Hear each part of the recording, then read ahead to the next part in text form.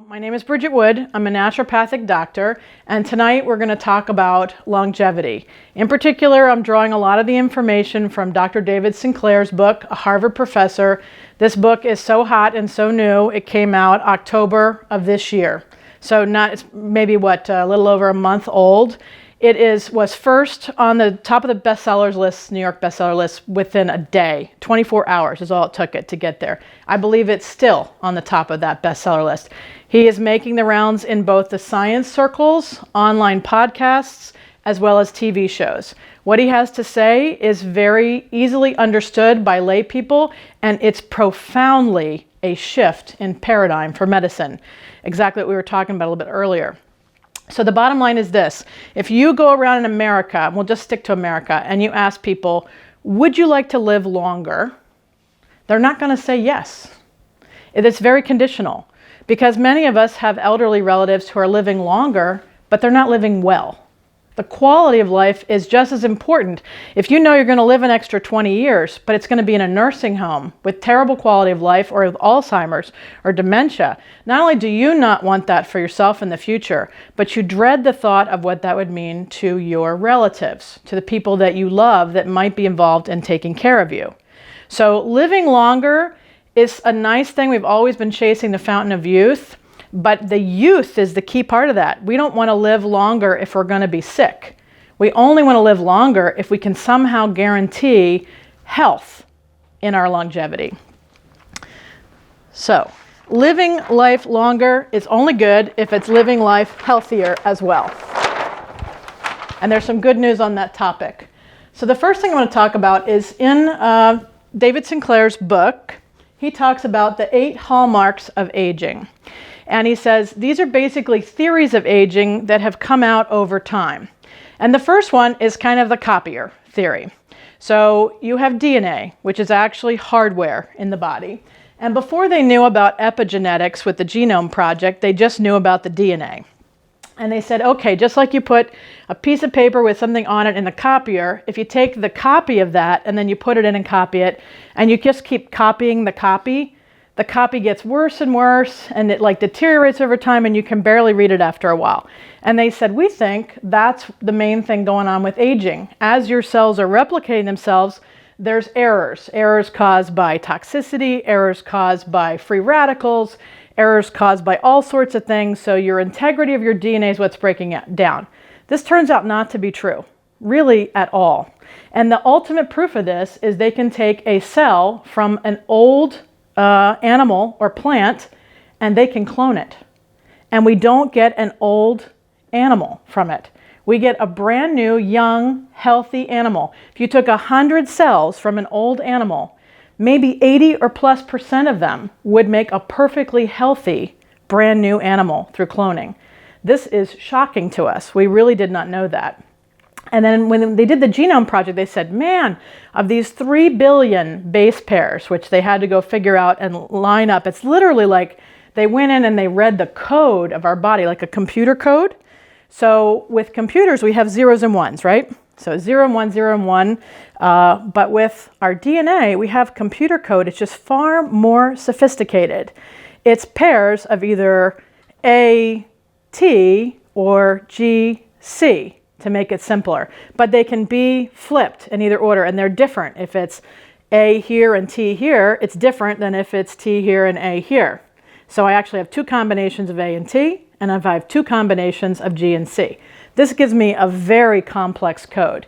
And it turns out that everything we know has been written with this DNA code. But that is not the software. That is actually the hardware. And so when you buy a CD disc or a CD-ROM, which is like a mechanical thing, we know that the music is still written on there on the surface, even if you scratch it. But if you scratch it, that superficial scratch actually deteriorates the ability to read the music off of it. So what they discovered is epigenetics. Epigenetics was all that junk gene material. And by the way, a gene is a set of base pairs, which is a recipe for how to make a particular protein in the body. And we have 24,000 genes in the human body, whereas an earthworm, shockingly, has 90,000 genes. So you say, well, gosh, a human's way more complicated than an earthworm. How's that even possible? Well, this is what makes it possible. The earthworm doesn't have the ability to adapt to its environment. It really has very limited epigenetic code. But humans have epigenetics all over the place in their code. What we thought was junk is switching information. It's how we turn on or off or up or down the making of certain proteins. Do it now or don't do it now. And also, to remind you, all this epigenetics has to do with differentiation. So we know there's epigenetics in other DNAs as well. In fact, we share 70% of the DNA of a yeast cell, a single eukaryotic yeast. 70% of the DNA is identical to humans. This is also shocking, but true. Now, the worm, because he's not very adaptable, the earthworm, if you like flood your yard with water, the only thing he knows how to do is crawl away from it to try to save himself, but he's going to die. You, if I threw you in the ocean repeatedly, you would find a way to survive in the ocean eventually, because that's what your DNA is built to do. Figure out how to adapt no matter what the situation is that you're in. So humans are way more adaptable, even though we're more complex. It's the epigenetics is a good news, bad news story. So this is what gets scratched on the surface of this disc. Epigenetic switching is happening every time you take a drug, every time you're exposed to a toxin. Pathogens like bacteria, viruses, fungus, parasites, they all know how to tap into your epigenetics, and they start switching things not for your best interest, but to suit themselves. Now, you're made of anywhere from 10 trillion to 37 trillion cells that are you. There's a big argument, who cares? But let's say those are all you. They actually all started off as stem cells. They all have the identical hardware, DNA, two copies of your DNA from your parents. And it's your epigenetics that actually determine the expression of that DNA over time. And the epigenetics are what's changed by the environment. So if you have two identical twins, why don't they turn out 100 years from their beginning of their birth exactly the same? There are so many things that are similar about them, shocking things, even if they're raised separately. But as it turns out, the main difference between two identical twins is not their DNA, because it's all identical. So from, if it was John and Steve have the exact same cells. I could clone John or Steve and get the exact same organism. But the epigenetic switching over time is what makes John and Steve differ as they change and go through their life. And that is all based on your behavior. So, how many toxins you're exposed to? Do you exercise? Do you get sunlight? Do you get too much sunlight? Do you take a lot of prescription drugs in your life? Or do you eat only really healthy foods? Do you eat a bunch of very good herbs or supplements to support a stronger, more vital part of aging? Or do you not? Do you eat McDonald's? Do you eat Taco Bell? These things are going to determine what gets switched on and off, and they're going to change how your hardware, your DNA, is being interpreted. So this was actually the evolution of the very first theory of aging. DNA copying errors turns out not to be true. Epigenetic switching, good news, bad news. Free radical theory or oxidative stress, this was the next big theory. We're talking 40 years of research on this. Started back in the 1960s, and it's continued up until about 10 years ago. It's still the hottest topic being researched today. They know this is a balancing act. So from birth till you actually stop growing vertically, you actually produce a very optimal amount of free radicals and enzymes internally to manage the damage that those free radicals can cause. So every time and this is a cell here, I'll refer to it, every time your cell, these are little mitochondria, here, here, and here. These are the batteries in the cell, but they also contain DNA. 8 to 10 strands of circular DNA, just like bacteria. Because why? Because they actually are bacteria. These are bacteria that became symbiotic with us thousands of years ago. And all the DNA from this is coming from the mother's egg. So this is all part of the cytoplasm. There is not a contribution from the father here. In the nucleus of the cell is where you have your two linear pieces, even though they're spiraled up. They still have a beginning and an end. And on either end of them, they have like a little, if you were to take it like a shoelace and wind it out, you would actually have a little cap, like a little tip on the shoelace. That's called a telomere. And what we know about these two is every time they replicate, that telomere shoelace tip actually gets a little frayed, and then part of replicating is going back and fixing that tip on the shoelace, so you don't have any loss of information. Now, as we're like replicating cells over time, this is one of the next theories, a telomere theory. This shortens. As long as you make enough of something called telomerase, you repair it. So you don't necessarily, this is not a countdown to nothing or to death. It's actually a countdown, we'll find out, to old age. And that cell at a certain point, if the telomeres get too short, doesn't die. It just becomes a senescent cell, and it sits there maybe in your bone for years and years without multiplying ever again. But let's go back to this. So the free radical theory talks about mostly the damage done to these guys. They thought it was done equally to all parts of the cell. But what they figured out is these mitochondria, which are modified bacteria, this inner membrane that they have is actually where they produce energy for us. And if you buy a car and it's a brand new car, let's say it's a NASCAR, it's like a hot, super duper car. You want to be a great athlete, you want to think all the time. You need a lot of energy for that, and you have like tens of thousands of these mitochondria in your brain. If you're thinking all the time, trust me, you've built that up to a higher level. If you are actually a super athlete, you're going to have tons of them in your heart muscle, tons of them in the muscles that you use for exercise, but you're not going to have so many in your skin necessarily, because that is actually sloughing off, so your body doesn't do a lot of wasting when it comes to that. But where you have the most of these mitochondria is the mother's egg, the oocyte. For it to be fertile, it has to have a little more than 65,000 of these. But as super mom, if you have a mom that really delivers fantastic vitality to all her kids, you have long-lived people in the family, your mom is probably carrying like 100,000 of those. Now, this is where we got the term of an old egg and a young egg. When she's young and she has a kid when she's young, she's got closer to maybe 100,000 of them, or let's say in her case, maybe she has 75,000. As she gets older, even those mitochondria in that egg are declining. So at a certain point, she's no longer fertile because she has old eggs. Mitochondria do decline there as well. But these mitochondria, as they're using oxygen, which has to get into the cell, but if it can get into the cell, they're going to use oxygen. We heard about the Krebs cycle and the citric acid cycle. Maybe you remember that from high school or college. I don't know. But what the output of that is like that NASCAR. It takes in the highest test fuel possible, like oxygenated fuel. High octane means high oxygen.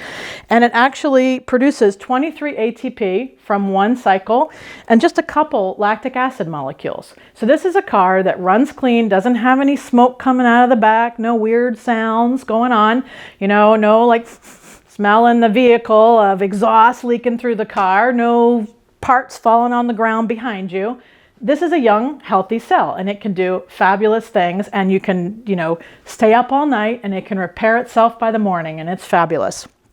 But as these guys work, if you don't do all the good behaviors, these guys wear out. They look more like that. I put like little trails of acid sticking behind them. These are now bacteria that don't have an inner membrane, and they no longer can use oxygen, period. They're no longer respirators. They devolve into regular old bacteria that eat sugar and poop acid, and I mean a lot of acid. And they make a teeny bit of ATP, those energy molecules. They make 2 as compared to 23. So it's almost like it's flipped. There's so much exhaust coming out of the back of that car. There's smoke, you've driven behind these cars, smoke coming out the back. There's like sounds, there's parts dropping off the bottom. That's exactly what's happening when this cell gets old, if these mitochondria begin their decline. Now, if you have a few good ones and a few bad ones, the cell has a way of triggering the bad ones to die off. And if these weak ones die off, that actually triggers a regenesis of the good ones. They will then multiply, and you can get back up to an original level. If you become a super athlete and you challenge the cells, or you use something that's like a healthy stressor, so you don't do it too much because that'll kill your cells too, but there's a sweet spot. If you challenge these cells, you can make them replicate, and you'll have even more than you were born with. So technically, you can improve on the cell health that you started with over time if you have the right behaviors. But this is basically what's happening if this cell doesn't get cleaned up. Now, this cell membrane is also an important part of, because cell health equals longevity. this is where everything starts. So this membrane is a phospholipid membrane. That lipid there is fat, and the fats are important. We are not talking about the fats from French fries from McDonald's. We are not talking about the fat from corn oil. We are not talking about even olive oil fat. We're talking about omega-3s, DHA, EPA, ALA. We might be talking about some GLA, which is an omega-6, but we are talking about the highest frequency of fats because this membrane needs to carry a charge. And it controls how these ions move in and out. We need to keep a little more potassium on the inside, a little more sodium on the outside. You may or may not remember that, but this charged membrane is actually the first stage of decline. If this membrane loses its charge, then you can't deliver oxygen across it, even if there's oxygen outside. If you eat a ton of sugar or things that break down into sugar, like too much protein, you're going to have so much acid out here that this cell membrane is going to start to break down, and now it's not going to function well for you. If you don't have a good balance of mineral salts, then this cytoplasm, which is like a living salt water, it's really fantastic. You won't, and it's living outside and inside. If this becomes dull and the energy of it, now we're talking electrical energy potential, if it drops below a certain level, the cell can't function either. So these are all the things that have to be present for a cell to be healthy. And you actually have about 10% of your body weight is mitochondrial DNA. That's like phenomenal when you think about it. 10% of your body weight. And there's way more DNA in your mitochondria than there is in your nucleus. And they're very unprotected. Your nucleus has histones, which will repair itself. Mitochondria have nothing. Once they break down, they're very vulnerable. So once you understand, you see how we get from this theory to mitochondrial decline. And for the last 10 years, all these different diseases, like over 300 diseases, were defined as various symptoms associated with the decline of health and number of mitochondria in various parts of the body. So you can see if your mitochondria collapse, let's say, in the brain, you're going to have one kind of symptom rather than if they collapse in the heart muscle or they collapse in your other muscles. So wherever they collapse, you're going to see symptomology, and they named over 300 new mitochondrial deficiency or decline or dysfunction diseases. And that's in the last 10 years. So that's a big new thing in medicine. Now, telomere shortening, we heard about that, and I mentioned it before. There's a lot of Nobel Prizes for that because that shortening is like the ticking down of the clock for how many times that cell divides. Now, if you make telomerase, the clock starts over again. So this means there's no definite end to life because of telomeres, because you can actually rebuild them again and again. So this was like interesting, but the real problem is the senescent cells. As the clock ticks down, if it gets low enough, the cell stops dividing. And then it starts to get like your old car. No good mechanic working on it. So it starts to break down, things start to fall off, and that's that cell starting to decline. So at some point, if there was a way to get all those old cells to wake up and replicate themselves, they're actually saying today there is no reason why we couldn't live indefinitely. And that's a whole new set of philosophical issues. But these senescent cells are controlled by sirtuins. Now, sirtuins, it's all genes. Everything we're going to talk about is genes, and that's all I wanted to be, was a doctor of genetics research. So I finally found my home. So these sirtuins, there's 7 of these genes. 3 specific ones protect all your mitochondria. 3 protect your nucleus, that DNA. And 1, SIRT2, runs around in the middle in the cytoplasm and actually is in charge of communication between these 2.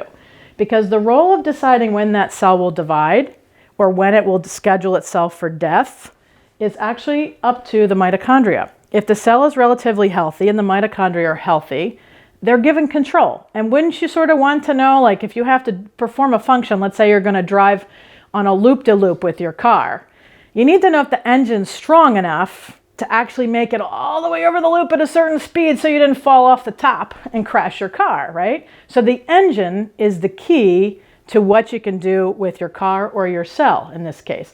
So the engine decides. It decides apoptosis, and if it doesn't decide to do that, if it gets too damaged, that's what we call a cancer cell. Now, there's 2 things. Differentiation, that leads to cancer. If your epigenetic switches, let's say I'm the same stem cell. I go to one part of the body and I become a heart cell. But if I'm in another part of the body, I'm supposed to be a nerve cell. And if I'm in the thyroid, I'm supposed to be a thyroid cell. And so how do I keep that all straight? That's all epigenetic switching. And that gets to this theory, the Sirtuin NAD theory, which is, he calls the information theory of aging. And Dr. Sinclair believes this is like the all-encompassing theory of aging. He says, what we're losing with all of this is information. And this epigenetic information is not being kept and maintained intact. So a cell gets confused. It's in a part of the body, let's say it's in the heart, but it's not acting like a heart cell. It starts to actually have a little bit like a heart cell, but maybe like a gland cell too. Or in a gland, you might see it act like a nerve cell and a gland cell. So it's very confused, it's very dysfunctional, it's not making the right proteins, or maybe it's making them wrong. And so everything goes to hell in a handbasket. And that's really where he's saying you could sum all of this up in epigenetic information loss. And he says one of the keys to that is NAD. This NAD molecule is absolutely important to the mitochondrial building the energy pack to begin with. So it's like before you put gas in the car, you actually have to do something to prep the car to receive the gas, and that's NAD. So if the NAD is not there in a high enough amount, you actually have a cell that's no longer communicating. The nucleus is not talking to mitochondria. The mitochondria said, go screw you to the nucleus. And these guys are at war. And they're at war, why? Because the mitochondria are hypoxic. There's like no oxygen coming into that cell for a variety of reasons. And they're just starving. So they like say, that's it. I'm going to go AWOL and I'm going to protect myself. I don't care about this cell anymore. And that's when you start to see that cell begin its decline. And differentiation goes to hell in a handbasket too, because they're no longer working together. And that's the Sirtuin theory. And the problem is we see NAD going down. So we have free radicals going up because we don't make as many enzymes as time goes on. We have epigenetic errors or things that are not optimal in us building up over time. We have the mitochondria sort of getting dysfunctional but not getting replaced and repaired appropriate length of time. We have the telomere shortening. Sometimes they get all the way to the bottom. We don't make enough telomerase. We have these old cells sitting there. Suddenly they stop like replicating. So now they're like starting to lose their function. And then we have these sirtuins, which are not being turned on or activated because our NAD levels are in the floor. And NAD by the time you're 40 is less than 50% of what it was when you were young. So NAD is a serious problem. Now there's a theory, but they really haven't proved it. And they say, maybe you run out of stem cells. Maybe that's really one of the things that's happening with aging. And why do they have this theory in here? Because this is a cool thing. Let's say you had bone cancer.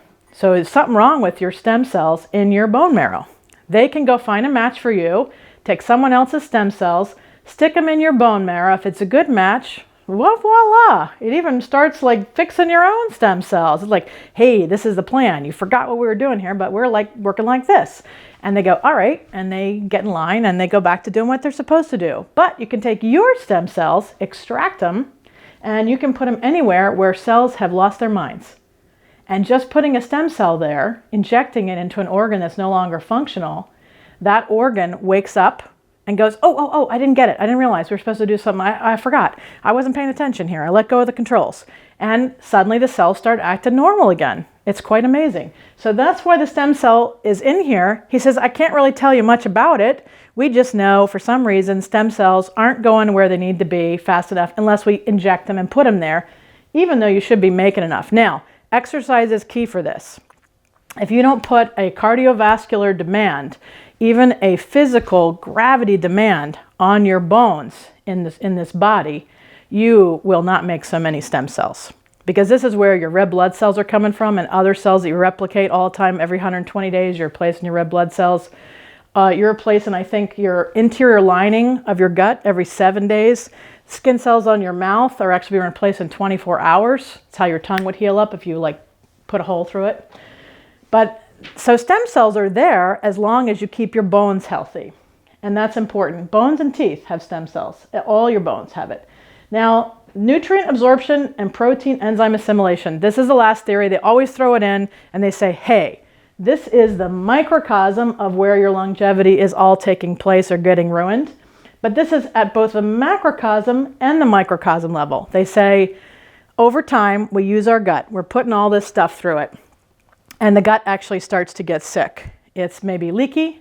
Maybe so much toxicity is built up. Maybe your villi have like fallen apart. Maybe you ate a lot of poisons or toxins. Maybe you didn't even know you were eating poisons or toxins. Or maybe you were at the McDonald's or you were at the Taco Bell chowing down on it, killing yourself like very knowingly. But either way, maybe we'll say we're all innocent. But the more you do that, the more you make it hard for that lining to recover in time. And now it doesn't recognize nutrients when they show up. So that's the first problem. And you got 30 feet of it, and different parts of it recognize different nutrients. So if you damage one part of it, it's bye-bye for those nutrients. And celiac disease is like about 1.5 feet of the entire bowel. If it's gone, now you can't recognize any gluten.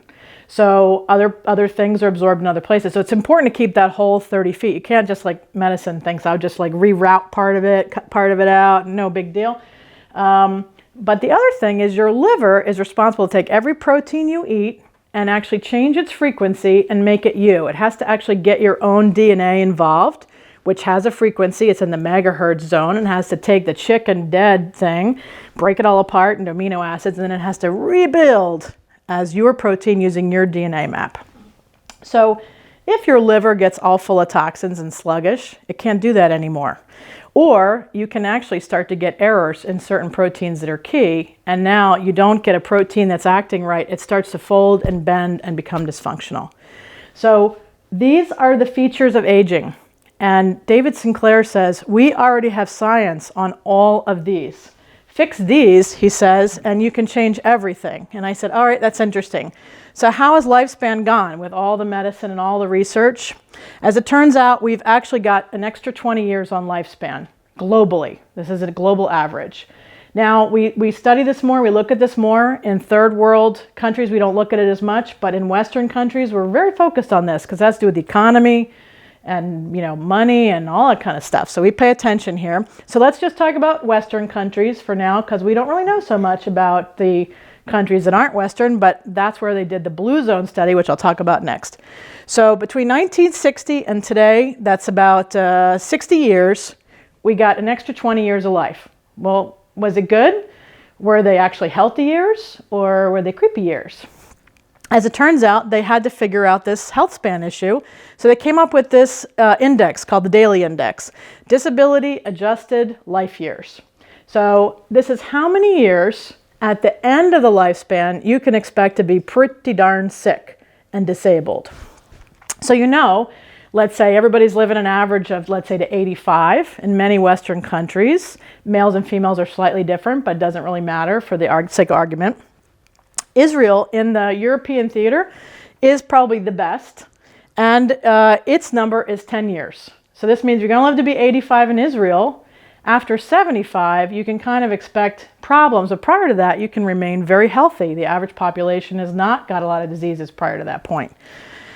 Russia is the worst. So let's say you live to 85 in Russia. The last 25 years, you can expect them to be horrible.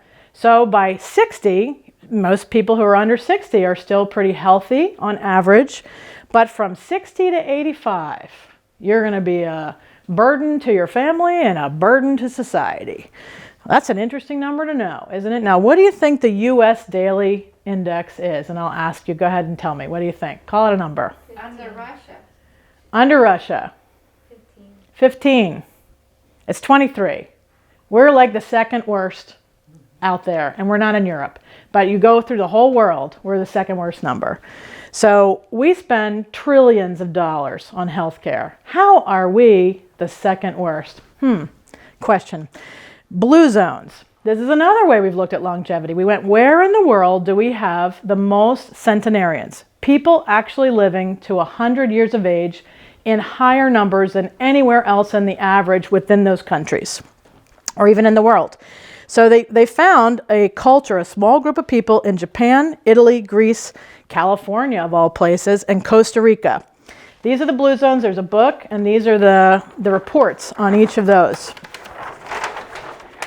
So I'm just going to hit some highlights. The first thing you're going to want to know about these places, and I'm going to focus on the top three. Okinawa, Japan, a lot of people have heard about this. little island in Japan. As it turns out, this is where the oldest women in the world are. Now, the men and women both get to be 100 at approximately the same rate, but the women just crazily outlive the average anywhere else. And I'll let you figure out why. So they study them and they say, well, some things that are interesting are they all have very high levels of vitamin D in their blood. Very interesting. They eat no sugar. That's also interesting. They consume tons of turmeric, ginger, and mugwort, which they actually wild harvest for themselves. They're using it as medicine, food, tea, everything. What are they eating? People always hear that these people are vegetarians. It's just not true. That's a lie. When you say they eat a mostly vegetarian diet, that is true. But there are no long-lived healthy people on the planet now or ever who make it to 100 who don't eat some animal products. End of story. But the key is eat little. So 2% of their diet is fish, poultry, and meat. By the way, all of these people are involved heavily for hours of the day growing, gathering, preparing from scratch their own natural foods, harvesting their own herbs, making their own teas, tinctures, medicines, everything. That's a big part of their day. And they're doing it outside. Every one of these people spend a very significant time outside in the sunshine gathering hydrogen atoms. You forget about them, but that's like positive charges and you need them. So they eat a little bit of meat. Well, these guys in Sardinia, Italy, they eat 5% meat. So 2% meat, 5% meat. Down here in Greece, 11% meat. The meat's going up. Well, is there any other animal proteins involved? Well, with these guys, the answer is no. 2% meat. They eat a lot by most standards, 6% fermented soy. So they put that in there to tell me where my other proteins are, but they don't eat anything that's not fermented. They make their own tofu and their own miso. Miso is nattokinase. Nattokinase breaks down bad proteins. So they're constantly able to fight off the formation of improper proteins. And then they have 12% rice. That means rice is not so bad. They grow it themselves, by the way, harvest it right out of the water. And here's a crazy thing. 67% of their entire diet is wild yams. It says sweet potatoes in the thing, but there's no such thing as sweet potatoes in Okinawa. It's wild yams. So I don't know if you've ever heard this about wild yams, but that is actually what they make progesterone from. So wild yams are loaded with progesterone. This might be a reason that these women live so much longer. They're just gobbling up progesterone day and night, but the men are too. The men aren't dying from it. Must mean progesterone's good for everybody. That's very interesting. And 9% other veggies. But imagine if your diet was, this is a starchy vegetable. Majority of it is that. And then there's a lot of rice. So you know, it's not what we've heard is not always necessarily true. Sardinia, Italy. This is where the oldest men live. So oldest women, Japan, oldest men, Sardinia, Italy. Now here's an interesting thing. They actually have a cool gene mutation. And almost the entire society has benefited from this M26 extreme longevity gene.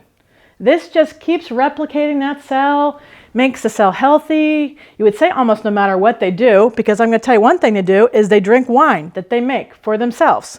This Cannonau wine. I wouldn't run all the way over to Sardinia and buy all that wine because that's not going to save you.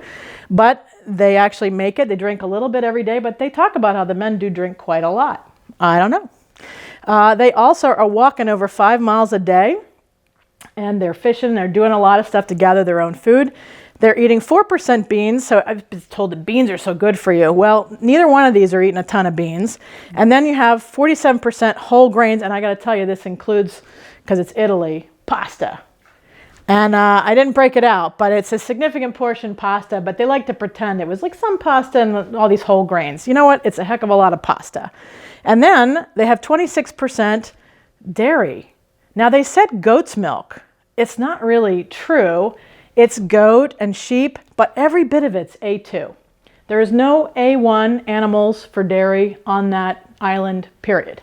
When you let animals run around and eat the grass and keep their young with them, they don't get stressed and they don't have inflammatory casein genes inside their milk products. So they went on and on about how this 26%, full quarter of their diet. So they're like They're not avoiding animal products. That's 5% and 26. That's 31% of their diet is actually animal proteins. And hey, that sounds, I thought milk was bad for you. No, they said this was fantastic. This is why their cardiovascular system was so good. And then they said the wine and then the walking. Well, 12% vegetables. So it's a very different diet than that one.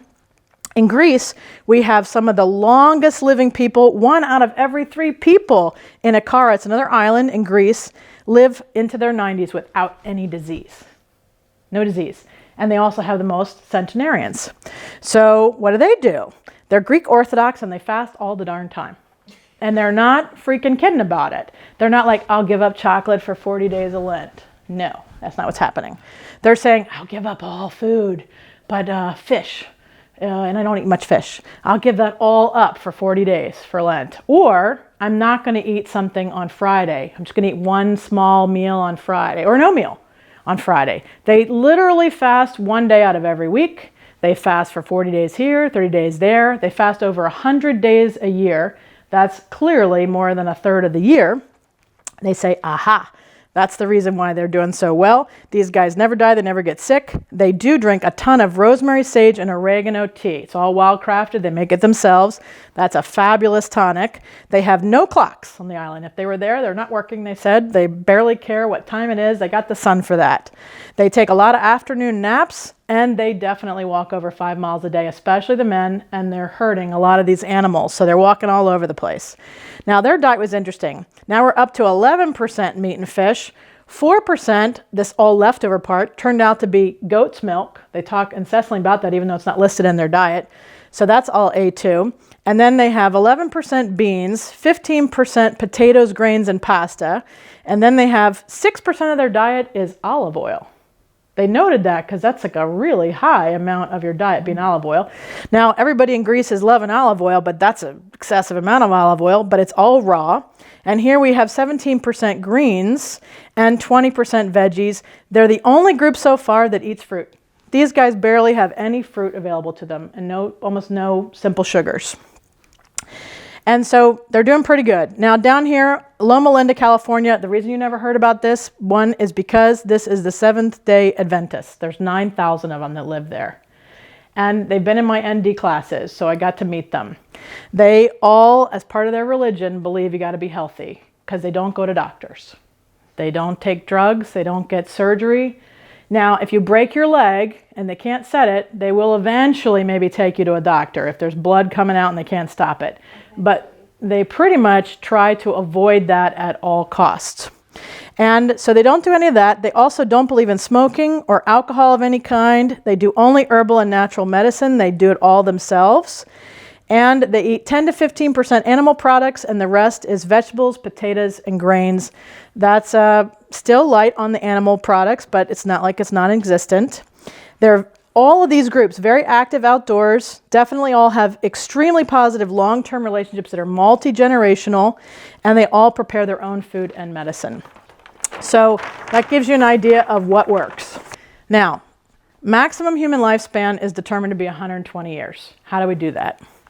3 out of 100 people on average in the United States, it's actually in the world, will live to celebrate a 100th birthday. We don't know what shape they're in, but they'll live to be 100.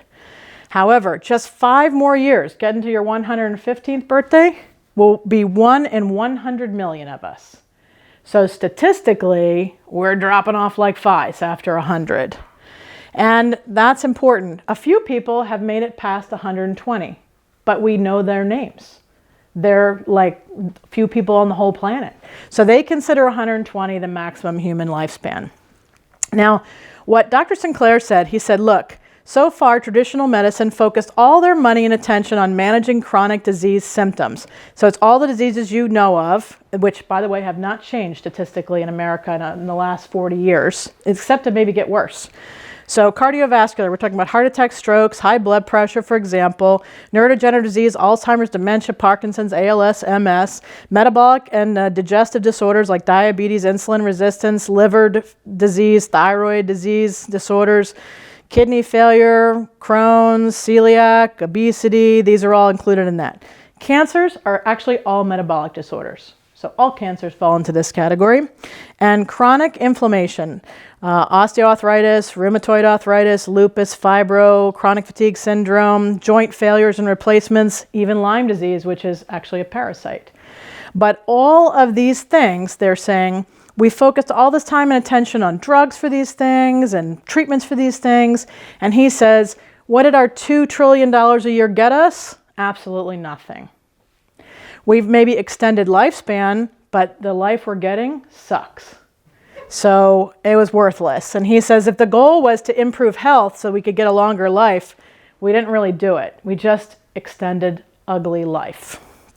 Now down here, he says, look, if we actually turn all of our attention to researching all these hallmarks of aging, he says, we're making so much fast progress on this. This is like the Apple iPhone. Remember how you had like a computer on your desk in the 1980s and it was like ding, ding, ding and an underline and it was ridiculous. And then suddenly you have like the entire company's computer system plus in your hand 20 years later. It's insane, right? How fast we came.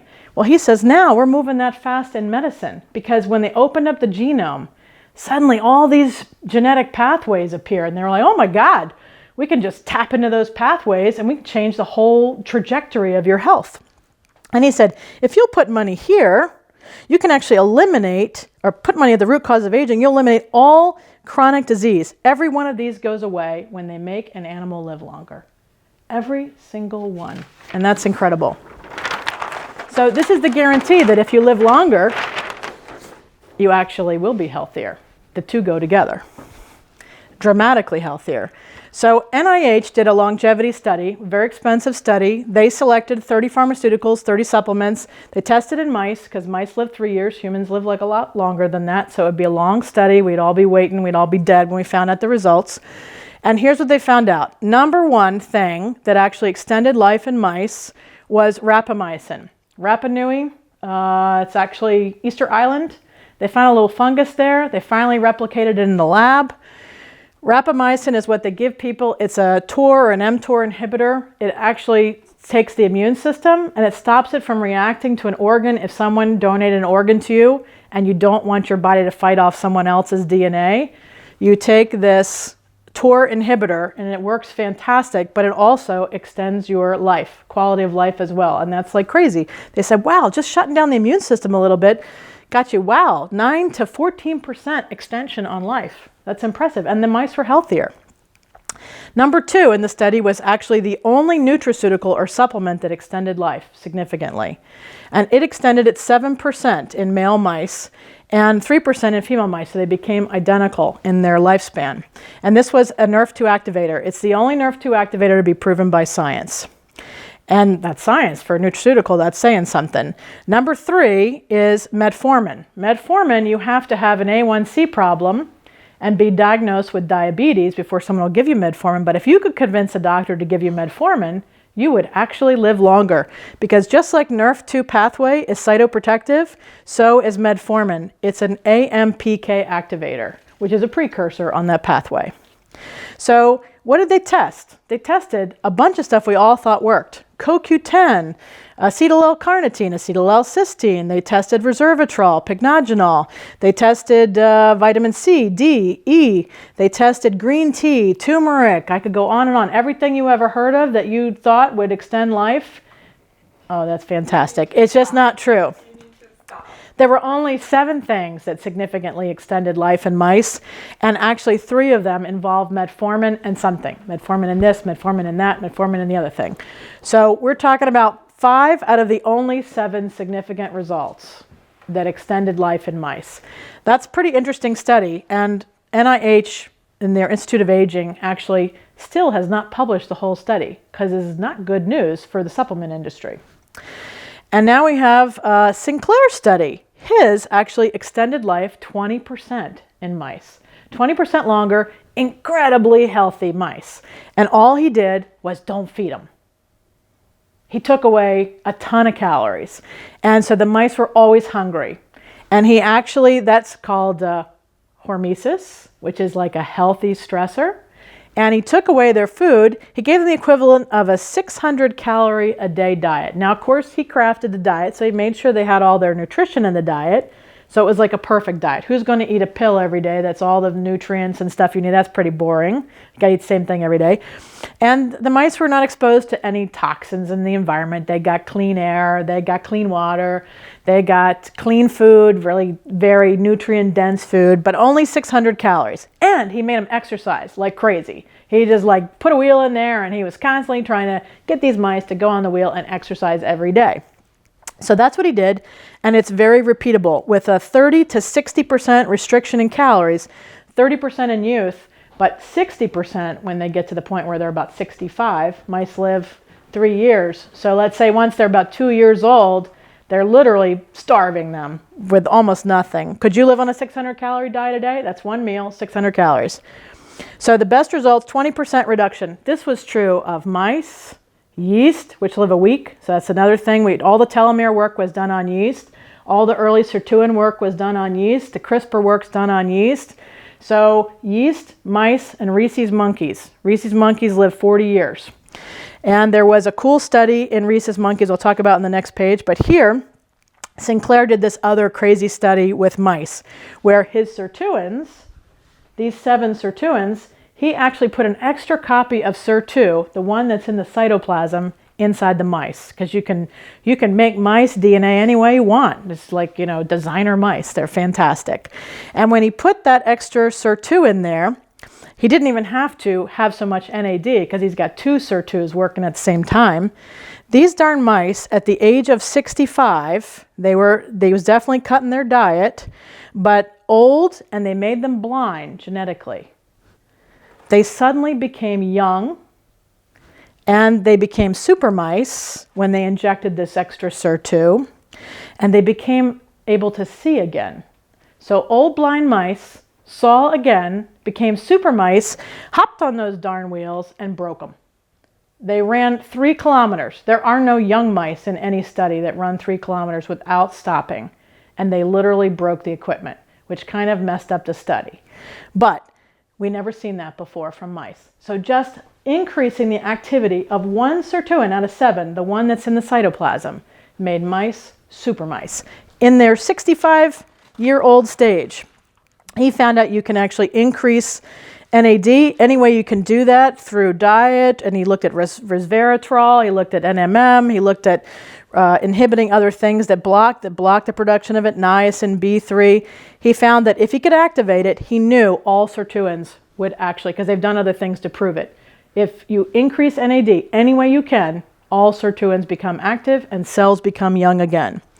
Hormesis is that healthy stuff I was talking about. He found 2 forms of hormesis that work. Hunger works really well. And exercise, but you don't have to run like the mice all the time. You just need to do high intensity interval training, 15 minutes a day where you're breathing so hard that you can't talk to your friend for 15 minutes. If you do that, that's enough stimulation on the cardiovascular system, enough draw on your mitochondria to keep them young. And then exposure to cold. Now, we don't want to freeze you and break all your cells. We're not talking about cryotherapy necessarily, but cryotherapy does work. Athletes, you see them soaking in baths of ice. That actually is very good for keeping them young and able to do all that they can do. Wim Hof, the Iceman, he's used cold for a long time. He set I don't know how many world records for running on the Arctic in his bare feet, climbing Mount Everest in his underwear, some boots and a headband, no extra oxygen. He has a twin brother, an identical twin, who can't do any of these things. So we know it's not the hardware, it's the software. And he says, yep, both of these things work. We can get some results with the sirtuin activating on both of those things. And then regular exercise. The more you move, they know your telomeres stay long. It repairs telomeres very well. And that's all separate research, but he talks about it. So we talked about yeast, mice, and rhesus monkeys. The only one I want to talk about is the rhesus monkeys. So when they did calorie restriction in rhesus monkeys in a study in 1980, they had 20 monkeys in the study. Monkeys are expensive. You don't study hundreds of them, you just study 20. Because you're going to kill them all. And that's sad, but that's what it is. They're our closest genetic relative. 6 of these monkeys with calorie restriction lived past the age that they thought any monkey could live to. 40 was the oldest we ever had monkeys recorded to live. 6 out of 20 made it to 40 and beyond in good health. That's like taking 20 people, doing something to restrict their calories, and having 6 of them live past 120. We only know of 2 people who've lived past 120 on the planet. So if 6 could do that out of 20, that's shocking. And the rest of it, I'll leave it alone. What I can tell you is the first thing Sinclair studied was resveratrol. He then found out there's no way it expands lifespan, so he didn't care about it, and plus it was a nutraceutical, he couldn't make any money on it, so he didn't care. But with yeast, he found he could extend their life the equivalent of 50 extra years in humans just by starving them. So calorie restriction works in everything. Eat less, live more. The longest lived organisms, and this tells us that there might not be a real limit to life on this planet, the bristlecone pine in the White Mountains of California, the oldest one they've recorded, 4,713 years and still going strong. That's impressive. And it's up high on a mountain, so it's getting a lot of sunlight, a lot of UV light, and it's still going strong. Freshwater polyps. They actually found these polyps. They live only for a couple months in the wild, but in a lab, they can make them live for 40 years. That's shocking, that you can take something and extend its life that much. They have these moon jellyfish off the west coast of California. They're immortal. In fact, you could almost say that most jellyfish have a way of being immortal. They just divide and make more copies of their whole selves and then grow and then divide, spawn out some new jellyfish. Anyhow, it's all connected. They're all one DNA. It's really kind of amazing. Greenland sharks. They found Greenland sharks that are over 500 years old, 510, the oldest one we have record of. And bowhead whales live well over 200 years. Now, both of these are living in cold water, and the jellyfish are actually in a pretty cold water. So they've looked at this. Even these polyps are in a cold water. And the bristlecone pines are up above 10,000 feet, so they're actually exposed to more cold as well. Now, these are 3 pathways that actually correspond beautifully with those 7 features. The NRF2 pathway, Washington State University did a big meta-study of all the pathways and all the research that's happened in medicine in the last 100 years, and they said the discovery of the NRF2 pathway and the ability to activate it is probably the most important discovery in the history of medicine.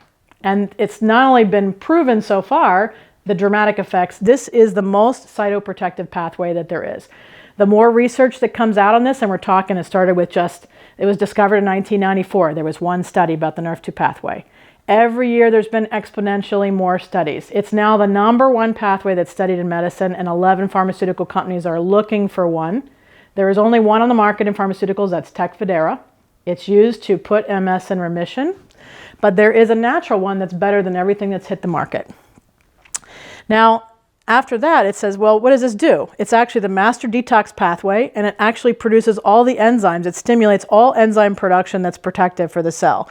So all your antioxidant enzymes, so like catalase, SOD, glutathione. Glutathione with NRF2 activation with the one natural product goes up 300% in the first 30 days. It's shocking that it does that, and it does it in all mammals all the time. And it's going up about 40%, your SOD production, knocking out all those free radicals in 30 days and up to 70% in 120 days. Every single mammal, every single animal goes right down to optimal oxidative stress and stays there, whether they're 28 or 78. And it's a very low dose natural product. And then so what this does, if you hit this pathway inside the cell, it resets all epigenetic switches, which control over 500 enzymes that we know about. So all your anti-inflammatory, all your anti-fibrotic. What the studies have shown, there's on the one natural product, there's 26 studies, 2 more in the loop in pubmed.gov, which is NIH's online medical research library. 3 separate universities found out that in the cardiovascular system, it clears all the plaques and doesn't let them form on a stent. So if you're on that product, you never get another plaque in the body, and the body will naturally pick up all the inflammation and take it out in a safe way. The next pathway I'm going to talk about is lesser known. There's a couple pathways to hit the mitochondria and cause mitochondriogenesis. And what you want to do is you want to have the bad ones, the old cars, die out, and you want to get the new cars to go and clone themselves. So that's what you're trying to get, and this pathway does both. There's another pathway like a PDQ or PDF pathway. It has some nasty side effects, but the real problem is if I increase the number of mitochondria, I'm actually increasing oxidative stress and I'm tearing my cell down. I'm aging faster. So I got to be able to fix that. So this, without something like this, and you're screwed. You'll just get old really, really fast. You'll have a great time doing it. You know, a lot of fun, but you'll just die out young. So that's not so good. But with this NRF1 pathway, if you keep this pathway activated, and they have a product out there that does this, quercetin, acetyl L-carnitine, grapeseed extract, or resveratrol, which Sinclair's really studied a lot. He loves ALA. Every longevity person takes ALA, by the way. And CoQ10, every cardiologists take it, and so do a lot of longevity people. This is actually helping that electron transfer on the mitochondria. But here's the weird thing. They're all going out and buying all this. In order to hit this pathway, you have to have a very specific ratio of these. Otherwise, no hit on the pathway. So you can buy a whole lot of product and take it, and it doesn't work. Love that. All right, and lastly, if you can hit the NAD pathway. Now he's done this with NMN, which is a precursor, and NR. These are the only two things out there that they know hit the NAD pathway in the pharmaceutical world. And they get about a 2% bump in 24 hours. So very small. And niacin B3 actually turns pathway off. So they haven't been able to figure out how to hit it except with extreme caloric restriction. So Sinclair says, cut your food. Eat one meal a day, and you will see your NAD rise in 24 hours to 94% of your youthful level. That's pretty good, 94%, right? So from birth to 21, maybe you get 100% if you're not out there living large and being crazy. But after that, if you can keep 94%, it might be worth eating less to live longer. But there's actually been a natural product, and here's the crazy thing. It came on the market with 4 years of science. You're never going to hear about it in the medical world because it's a natural product. Literally came out the same day, was addressed to the public as his book was launched. That's like what I call a cool synchronicity. And he doesn't know anything about it, by the way. This NAD pathway activator actually gets 100% of NAD increase in production, just like best it could ever be in your youth, every single day within 24 hours. You get actually a 50% boost in the first 4 hours and then 100 by the end of the day. Now there is something that shuts it off, and that's sugar. If you eat candy during that day when you started the process, stops just right there. But if you can stay away from candy for 24 hours, you can be youthful that day, and your body is busy killing off senescent cells, lengthening telomeres, turning on all this good stuff, killing off the bad mitochondria, growing the other ones. It's doing all that stuff, giving you unbelievable energy at the gym. If you have neuropathy, neuropathy a lot of times is damage to the nerve cells and energy pathways, you'll actually feel the neuropathy starting to go away within that day, like within a couple hours. So this is a really cool possibility that Dr. Sinclair's never heard anything about. And literally it came out in October. And there's great science behind it. When you hit all these three pathways, here's the crazy thing. You take care of every single thing here with the exception of the stem cell. Every single one of these is taken care of. He said, if you can fix all these, there's no reason why you can't live indefinitely. It's a very interesting concept. By the way, I put the chocolate here, the PQQ, before I even showed up tonight. That's another fuel for your mitochondria. And all those things fuel, but in the wrong order and the wrong ratio, doesn't work as well. So longevity. These are the 8 prescriptions for longevity. Eat less, live more. Caloric restriction. The best way to do it is try to get to 1 meal a day. It's extreme, but you go from snacking all the darn time grazing down to 3 specific meals. And then you tighten the meals up till you really don't need the third one. You're down to 2. And you're like doing 16 hours of fasting, so you don't eat your breakfast, and you try to get to a late lunch, and you have a late lunch, and you kind of have an early dinner because you don't eat necessarily 10 o'clock at night. You want to have 3 hours before you go to sleep. So if you can shrink to 2 meals and even get it to 1, you will have extreme longevity, because that's really what they did to the mice. And he said if you can find a way to do that and do other good things, you actually will get even better results in the health. More energy. Maybe your hair turns black again, maybe it doesn't fall out. There's all those kinds of things. So bottom line is eat less, live more. 1 meal a day is the goal if you can get there. I know it sounds harsh, but actually you'd be surprised. You can eat anything you want in that 1 meal as long as it's real food. And you will feel so much better. Your energy will shoot way up. Now, if you can activate those 3 pathways I talked about, you will get a huge jump on all 8 of the hallmarks of health. If you practice hormesis on a regular basis, this is healthy stress, not stress where you're like, mad at your job or your boss screams at you. That kind of stress, not healthy. All that negative stuff's no good. But if you actually practice going out into the cold, you have to almost go back to our ancestors. We were designed as hunters and gatherers. The gatherers went out every day, dug around in the ground, picking up tubers, picking things off trees. Things were only available a certain time. They might have to travel a long distance to get certain food products and bring them back. Then they spent all day in hard labor processing those foods, getting them ready to eat. The hunters didn't go out every day. You think like the hunter went to the grocery store and came back with a meat steak? No. The hunters would gather in a party once every week or month or a couple months, and they would go out and they might travel for a long time, and then they had to kill something, and if it was big, they had to figure out how to haul it back, prepare it, get it ready, and then they had to share it with like 100 people, 40 to 100 people. So even if it was a whole deer, that thing was going to have to last for a while, and it would be part of soup. So small amount of meat, not all the time, and you were going to eat a lot of fibery grubs and things that didn't have a lot of nutrition but had a lot of minerals. And the fiber was going to help sweep that meat through you. And that's actually how we were designed to eat. We were designed to starve for periods of time or fast on a regular basis. That is really healthy hormesis to the body. The other thing we were designed to do was get used to the weather. We lived in tents, right? Or under like caves. We didn't have air conditioning. We didn't have heat. So just like my cat actually like asks for butter in the fall, and she starts to sleep outside on the porch as it's getting colder. What she's doing is she's actually putting fat into the body to help increase thermogenesis. So she's actually warming her body up, and she's building something called brown fat. Brown fat is loaded with mitochondria, and that's how Wim Hof does what he does. He increases oxygen constantly. He's doing all this deep inhalations to flood his body with oxygen. Okay, well, that's oxidative stress. That sounds bad, right? No. He's actually also growing all these crazy amounts of mitochondria in his fat layer, which you can only do if you expose yourself to cold. And that we all were designed to handle. Why don't the deer die out there when it's like 2 degrees outside? Aren't you thinking, why aren't the deer all dead? My God, I would be dead out there. My cat should be dead outside. But no, they acclimatize during the fall, and they actually acclimatize again in the spring to get ready for the summer. So we were supposed to do that too.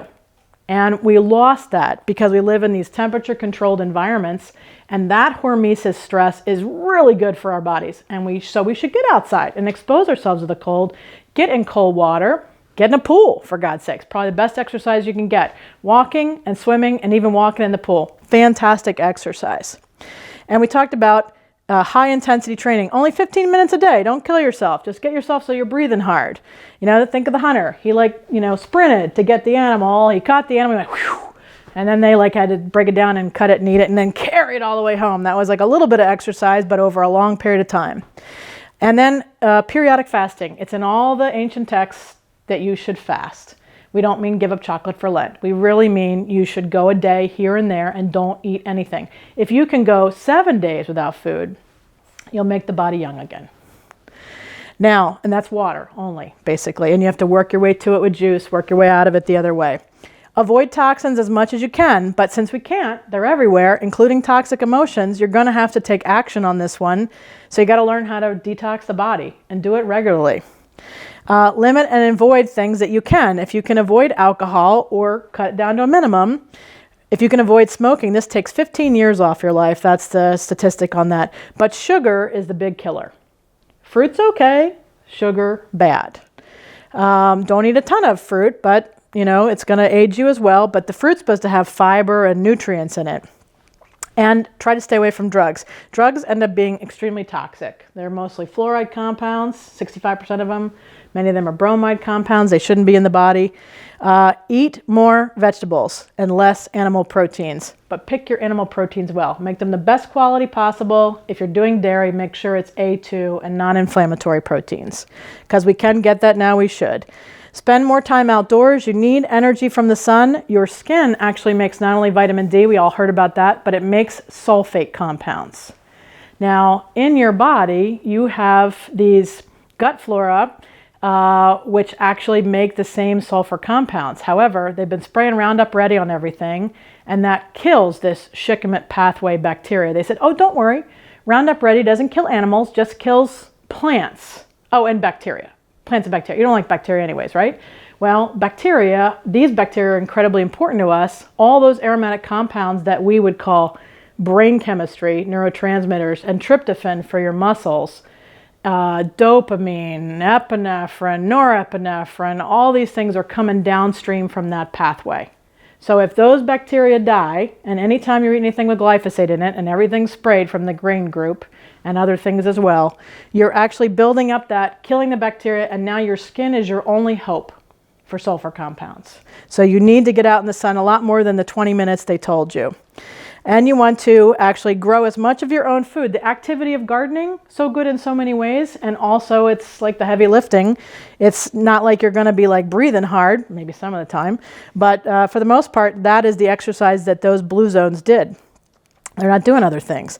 Walk, hike, swim if you don't have a garden to work in, and goals like 10,000 steps. We've actually heard about that. That's a good goal to have because that gets you at least outside, do it outside, walking over a long period of time. It'll take you a couple hours to get that.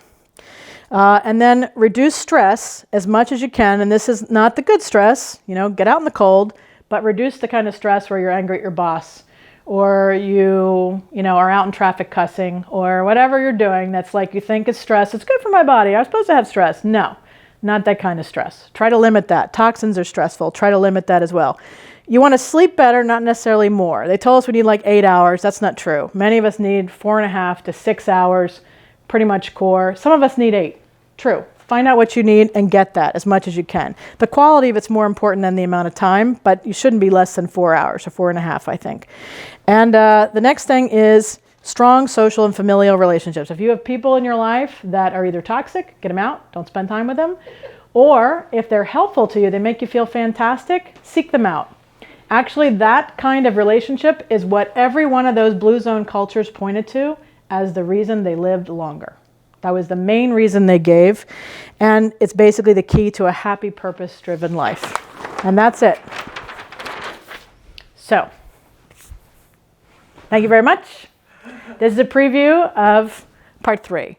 Part 3 will talk about methylation, because that is actually another thing that's talked about a lot with longevity. But it's really about that liver here. Methylation is what the liver does to detox and make proteins. If it's no longer able to methylate something, then you can't get it out of your body. And MTHFR is the people who know about methylation. They think they had this methylation problem from birth. They didn't. That's an epigenetic problem. They have an epigenetic error that can be corrected by fasting. iHeart, as well as this Corit, they actually can measure your volume of methylation. This will tell you internal age. iHeart has an aortic pulse wave measurer, so you can measure the flexibility of your aorta, and it'll actually tell you what your internal age is versus your biological age. And then Dirty Genes, a book I highly recommend right there, and it goes through all the pathways related to methylation and other things. And now they're looking at every one of these gene pathways. As a certain gene pathway snippet breaks down in the epigenetic code, you start to see all these cascading problems. And CRISPR is a really cool thing. They used to be getting your genes done or checked out was really, really hard, or making something like mice that were genetically a certain way was hard. Now they can make whatever gene material they want. It's like a copy machine. It's darn cheap, and simple people in labs can create DNA products. So CRISPR is going to change our lives, especially this Cas9 CRISPR. It allows them to copy genetic material and put it anywhere they want it. So what he's saying is, if we were already doing this in the lab, we can't afford to do it for all of us individually now. But if you have, let's say, Duchenne's muscular dystrophy, you're one of 3,000 unlucky boys who has that in this country, for example, there's a gene that's being skipped. They'll be able to actually go in and replace that gene everywhere in your body using CRISPR. So all the genetic illnesses you thought you were stuck with for the rest of your life, they'll be able to fix. And the crazy thing is they're going to start to fix it in the womb. And there are already people being hired by the hospitals to do this consultation.